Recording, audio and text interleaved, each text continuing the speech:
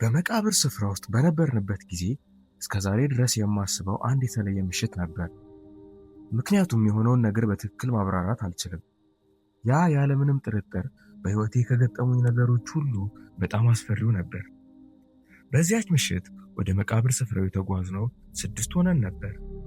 እኔ፣ 2 የቅርብ ጓደኞቼና ከክፍላችን የመጡ 3 ሴቶች ልጆች።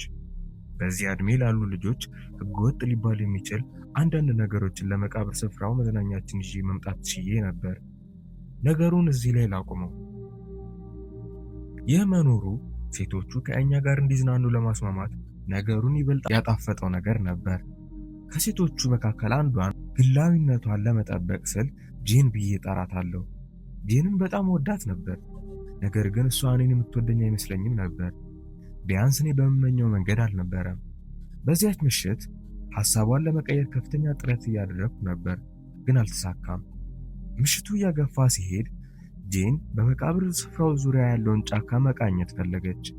ጫካው በጣም ሰፊና ጨለማ ስለነበር እኛ ነገሩን ተቃውመን ነበር። አደገኛና መጥፎ ሐሳብ ይመስል ነበር። ይሁን እንጂ ሁልጊዜም በሴት ፍላጎት የመሸነፍ ደካማ ሰው በመሆኔ ጄን አብሬያት ጫካውን እንድቃኝ ለማሳመን ብዙ አልደከመችም። የምትወዳት ሴት አብረህ ወደ ጨለማው ጫካ መግባት ስትፈልግ 2 ጊዜ ሳታስብ ትስማማለህ። ጓደኞቼ ጥሩ አጋዥ ለመሆን በመሞከር የጄንን 2 ጓደኞች ከነሱ ጋር እንዲቀሩ አደረጉ። እኔና ጄን ወደ ጫካው አመራን። እሷ ጥቂት እንግዳ ነገር ስታደርግ ነበር፣ እኔ ግን ግድ አልነበረኝም። ስለ ጠንቋይ ስርዓቶችና ስለተለያዩ ነገሮች ታወራኝ ነበር። እኔ ግን አንገቴን እየነቀነቅኩ በቅጽበቱ ደሰት ነበር። በዛፎቹ ስር በጣም ጨለማ ስለነበር ቀስ ያልን እንጓዝ ነበር። ቀደም ሲል አይቸው በማላውቀው የመቃብር ስፍራ ክልል ውስጥ እየተጓዝን ነበር። እውነቱን ለመናገር ነገሩ ትንሽ ያሳዝን ነበር። በዚህ የጫካ ክፍል ውስጥ በተፈጥሮና በጊዜ የተረሱ በጣም አሮጌ መቃብሮች ነበሩ። ስሞቹ በጭራሽ አይነበቡም ነበር። የመቃብር ድንጋዮቹ እየፈራረሱም ነበር። ያልፈረሱት ደግሞ ሙሉ በሙሉ በነጭ ሽበታማ ቅጠሎች ተሸፍነዋል። እዚያ ድረስ መቃብሮቹ እንዳሉ እንኳን አላቅም ነበር። በእግር ጉዟችን ወቅት ያገኘነው እነዚህን የተደበቀው መቃብሮች ብቻ አልነበረም። ይበልጥ ወደ ጫካ ውስጥ ስንገባ አንድ ትንሽ የተተወ ቤተክርስቲያን አገኘን። መጀመሪያ ላይ የአንድ ሀብታም ሰው መካነ መቃብር መስሎኝ ነበር። ነገር ግን ቀረብ ብለን ስንመረምረው በእርግጠኝነትም ትንሽ ቤተክርስቲያን ነበር። አይኖችን ማመን አልቻልኩም። ጄን ስለሙት ነፍሳትና ስለመሳሰሉት ነገሮች እያወራች ያንን እንግዳ ነገር ታደርግ ነበር። እኔ ግን በአጋጣሚ እንዲህ ያለ ቤተክርስቲያን እዚህ ቦታ ላይ ተጥሎ መገኘቱ በጣም አስገርሞኝ ነበር። ወደ ውስጥ ገብቼ ለማየት ፈለኩ። እሷ ግን ፈርታ ነበር። ወደ ውስጥ ሰብረን ከገባን እዚያ የሚያርፉትን ነፍሳት ልንረብሽ እንችላለን ብላ አሰበች። ለሐሳቧ ክብር ብሰጥም በልቤ ግን በሕይወቴ ከሰማኋቸው ነገሮች ሁሉ ይበልጥ አስቂኝ ውሸት እንደሆነ አሰብኩ። ምንም ነገር እንደማንረብሽ ለማሳመን ጥቂት ደቂቃዎች ፈጀብኝ። በመጨረሻ አብራኝ ለማየት ተስማማች። በአሮጌው ቤተክርስቲያን ፊት ለፊት ወዳሉት 2 የእንጨት በሮች ተጓዝን። በሰንሰለት ታስረውና ተቆልፈው ነበር። ጄን ምቾት እንዳልተሰማት ማስተዋል እችል ነበር። እኔ ግን በሩን ለመክፈት መሞከሬን ቀጠልኩ። ለስሜቷ ከመጨነቅ ይልቅ እኔ ደፋር መሆኔን ወይም ሌላ ነገር ለማሳየት እየሞከርኩ ነበር። ምክንያቴ ምን እንደነበር እንኳን አላውቅም። በሩን ጥቂት ጊዜ በኃይል ከደበደብኩት በኋላ የበሩን ማጠፊያ ሰብሬ በሩን መግፋት ቻልኩ። ወደ አሮጌው ሕንፃ ገባው። መጀመሪያ ላይ በጣም ደስ የሚል ነበር። 7 ወይም 8 ረድፍ የሚሆኑ የሰንበት ወንበሮች ነበሩት። ከበሩ ፊት ለፊት ትንሽ መሰዊያም ነበረው። ጥቂት መጻሕፍትም ተበታትነው ይታያሉ። ጄን በበሩ መግቢያ ላይ ቆማ እንድወጣ ልታሳምነኝ ትሞክር ነበር። እኔ ግን ተቃራኒውን እያደረግኩ ነበር። ጄን ወደ ውስጥ እንድትገባ ለማሳመን በቤተክርስቲያኑ ውስጥ እዘዋውር ነበር። ወደ መሰዊያው አመራሁና የሰባኪያን አይነት አክብሮት የጎደለውን አስቂኝ ድርጊት ማሳየት ጀመርኩ። እሷ በእኔ ብስለት በጎደለው ድርጊት አልተደሰተችም ነበር። ሌላ እርምጃ ተራመድኩና የሚገባኝን አገኘው። ከመሰዊያው በስተጀርባ ያሉት ወለሎች ደካማ መሆን ነበረባቸው፣ ምክንያቱም ተሰባብረው ስለነበር በቀጥታ ቁልቁል 10 ጫማ ያህል ወርውረውኝ ጠንካራና ድንጋያማ ወለል ነበር። ጄን በመጨረሻ ወደ ቤተክርስቲያኑ እንድትገባ ለማድረግ በቂ ነበር። ደህና መሆኔን ለማረጋገጥ ወለሉ ላይ ወደ ተፈጠረው ቀዳዳ ሮጠች። በጣም እያመመኝ ቢሆንም ደህና መሆኔን ወደ ላይ ጮክ ብዬ ነገርኳት። ሞባይሌን አወጣው።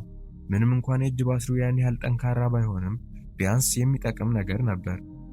መብራቱን ወደ ቀዳዳው አቅራቢያ አበራሁና ወደ ላይ ለመውጣት የሚያገለግል መሰላል እዚያ ተቀምጦ እንደነበር አስተዋሉ። ነገር ግን ተሰባብሯል።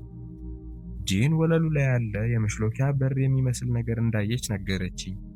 ወደ ኋላ ሮጣ ጓደኞች እንድትጠራቸው ጠየቅኳት። ምንም እንኳን ጫካ ውስጥ ብንሆንም ተመልሳ ለመሮጥ ብዙ ጊዜ አይፈጅባትም ነበር። ልትተወኝ አልፈለገችም። እኔ ግን ምንም እንደማልሆን ነገርኳት። እኔ ብቻ ከዚህ ጉድጓድ መውጣት እፈልግ ነበር። አጉረመረመች። ነገር ግን በመጨረሻ በእንጨት በሩ በኩል ስትሮጥ ሰማዋት። ጄን እየተመለሰች እንደሆነ ልነግራቸው ለጓደኞቼ ስልክ ለመደወል ሞከርኩ። ነገር ግን አንዳቸውም ስልክ አላነሱም። እየጠበቅኩ ሳለ የእጅ ባትሪው እንደገና አብርቼ ያለሁበትን ክፍል ለመቃኘት ሞከርኩ። መጀመሪያ ላይ ሸረሪቶችን በጣም ፈራ ስለነበር ይህንን ማድረግ አልፈለግኩም። እናም ይህ ቦታ ለሸረሪቶች ምቹ ጎጆ ይመስል ነበር። ሲታይ ጥቂት የእንጨት ምሰሶች ያሉት ትንሽና ተራ ክፍል ይመስል ነበር። የተሰባበረውን መሰላል ለመጠገን የሚያስችል መንገድ መኖሩን ለማየት ወደ እሱ ሄድኩ። ነገር ግን ሙሉ ለሙሉ ተበላሽቶ ነበር። መሰላሉን እያየው ሳለ ከበስተጀርባዬ አንድ ነገር የሰማው መሰለኝ። እንደ መንቀሳቀስ ያለ ድምፅ ነበር። ነገር ግን እንደ እግር ኮቴ ሳይሆን የሆነ የመጎተት አይነት ድምፅ ነበር። ዞር አልኩና በብርሃኔ የክፍሉ ሌላኛውን ወገን ፈተሽኩ። መጀመሪያ ላይ ምንም አላየሁ ነበር። መብራቱን በፍጥነት ሳዞረው በአይን ጥቅሻዬ የሆነ ነገር አስተዋልኩ። መብራቱ ከእንጨት ምሰሶች አንዱ አቅራቢያ መሬት ላይ አደረኩት። በድንጋያማው መሬት ላይ ያለው አፈር በሆነ መንገድ የተቆፈረ ወይም የተነካካ ይመስል ነበር። ልቤ በፍጥነት ይመታ ነበር። ነገር ግን ለምን እንደሆነ አላቅም። አፈሩ ቀደም ሲል እንደዚያ ይሁን አይሁን እርግጠኛ አይደለሁም። የሁኔታዬን አስከፊነት መገንዘብ ጀመርኩ። አሁን ፈርቼ ነበር። እንዲያውም ለምን እንደሆነ እንኳን አላቅም። ጓደኞቼ እንዲፈጥኑ መጮህ ጀመሩ። ወደ ቀዳዳው ትኩር ብዬ እያየሁና እየጮኩ ሳለ ሌላ ድምፅ የሰማው መሰለኝ። በዚህ ጊዜ አንድ ሰው የሚያጉረመርም የሚመስል ነበር። ምንም እንኳ ውስጤ እንዳላይ ቢነግረኝም ያንን የማጉረምረም ድምፅ በሰማሁበት አቅራቢያ እንደገና መብራቱን አበራው። ማድረግ የምችለው መጮህ ብቻ ነበር። አንድ እንግዳ ሰው በቀጥታ ትኩር ብሎ ያየኝ ነበር። ከስልኬ የሚወጣው መብራት በራሰ በራው ላይ ያንጸባርቅ ነበር። በቁጣ የተሞሉ አይኖች ነበሩት። ልክ በውስጤ ዘልቆ የገቡ ያህል ተሰማኝ። መሬት ላይ ነበር። አልዋሻችሁም፣ ወደ እኔ እየዳከረ ይመጣ ነበር። መደናገጥ ጀመርኩ። ጓደኞቼ እንዲፈጥኑ ማጸን ነበር። የእንጨት በሩ በኃይል ሲከፈት ሰማሁና ከጓደኞቼ አንድ ትልቅ የዛፍ ቅርንጫፍ በጉድጓድ ውስጥ አለልኝ። በቅርንጫፉ ላይ ወጣሁና በእያንዳንዱ እርምጃ ቅርንጫፉ በክብደቴ ምክንያት ሊሰበር ሲል ይታወቀኝ ነበር። በተአምር ቅርንጫፉ ሙሉ ለሙሉ ሳይሰበር ወደ ላይ ለመውጣት ቻልኩ። እዚያ ስደርስ ጓደኞቼ ግራ ተጋብተው ነበር። ምክንያቱም ሕይወቴ በእነሱ ላይ የተመሰረተ ይመስል ጮህ ነበር። እዚያ ታች ሰው እንዳለ ነገርኳቸው።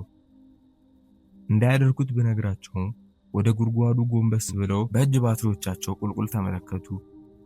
እኔን አላመኑኝም ነበር እና በራሳቸው ማየት ፈለጉ። ሲመለከቱ አዩት። ነገር ግን ወደ እኔ ከመዳከር ይልቅ ወደ ምሰሶ በስተጀርባ የዳከረ ይመስል ነበር።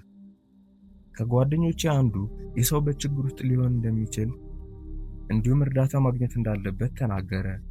ሌሎች ጓደኞቼ ግን በሆነ መንገድ እኛ ዝም ብለን መሄድ እንዳለብንና ያ ሰው ሊጎዳ እንደሚችል አሳመኑን። ስንወጣ የዛፉን ቅርንጫፍ እዚያው ጉድጓድ ውስጥ አልኩት።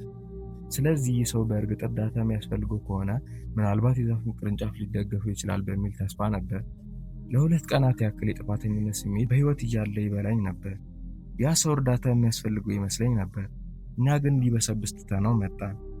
በዚያች ምሽት ለብቻዬ ወደ መቃብር ስፍራው ተጓዝኩ። ወደ ቤተ ክርስቲያኑ አመራሁ። እናም ማመን አልቻልኩም። ትልቁ የዛፍ ቅርንጫፍ ጉድጓድ ውስጥ አልነበረም። ነገር ግን ከሰንበት ወንበሮቹ አጠገብ በቤተ ክርስቲያኑ ላይ ተቀምጧል። ይዤው በመጣሁት የእጅ ባትሪ ቁልቁል እያየሁ ወደ ጉድጓዱ መጮህ ጀመርኩ። ሆኖም ያ አስፈሪ ሰው የትም ቦታ አልነበረም። ከየት እንደመጣ እንዴት እዚያ በተቆለፈ ቤተ ክርስቲያን ውስጥ እንደገባና ምናልባት በጣም በሚያስደነግጥ ሁኔታ ወዴት እንደሄደ ምንም አላውቅም። ከዚያ በኋላ እንደ ቡድን ወደዚያ መቃብር ስፍራ በጭራሽ አልተመለስንም። አሁን በዚያ ከተማ ውስጥ እንኳን አልኖርም። በሚቀጥለው ጊዜ ወላጆቼን ለመጠየቅ ሲሄድ ወደ መቃብር ስፍራው ጎራ ብዬ ቤተ ክርስቲያኑን የምፈትሽ ይመስለኛል። ተስፋ አደርጋለሁ። በዚህ ጊዜ ግን ብቻዬን እሆናለሁ።